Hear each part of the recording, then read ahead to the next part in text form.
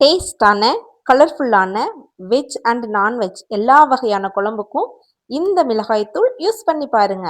அதுக்கு முன்னாடி நம்மளோட சேனலை சப்ஸ்கிரைப் பண்ணிக்கோங்க. வெல்கம் டு ரெண்டிஸ் கிச்சன். இப்போ குழம்பு மிளகாய்த்தூள் நம்ம ரெடி பண்ண போகிறோம். அதுக்கான வீடியோவை பார்த்துக்கலாம். 2 கிலோ அளவில் மல்லி வாங்கியிருக்கு. அதை வெயிலில் காய வச்சு எடுத்து வச்சிருக்கு. அடுத்து 3/4 கிலோ அளவில் வத்தல் வாங்கியிருக்கோம். இதில் காஷ்மீரி மிளகாயும் இருக்குது, நார்மல் மிளகாயும் இருக்குது. இதை இடித்து எடுத்து வச்சுருக்கோம்.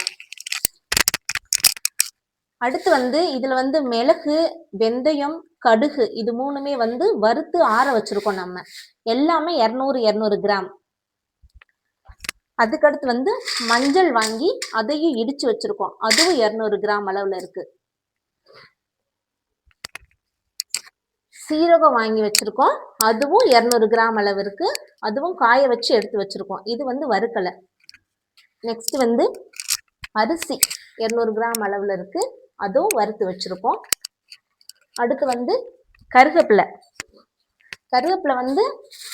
காய வச்சிடணும். அப்புறம் வறுத்துட்டோம்னா இந்த அளவுக்கு வரணும். அந்த அளவுக்கு இருந்தால் நல்லாயிருக்கும். ஃப்ரெஷ் கருவேப்பிலை வேண்டாம், காய வச்ச கருவேப்பிலை எடுத்துக்கோங்க. அடுத்து எல்லா வகையான பருப்புமே இதில் இருக்குது. துவரம் பருப்பு, உளுந்தம் பருப்பு, கடலை பருப்பு, இது எல்லாத்தையுமே நம்ம சிம்மில் வச்சு வறுத்து ஆற வச்சுருக்கோம். இப்போ நான் ரைஸ் மில் போய் அரைச்சிட்டு உங்ககிட்ட காட்டுறேன்.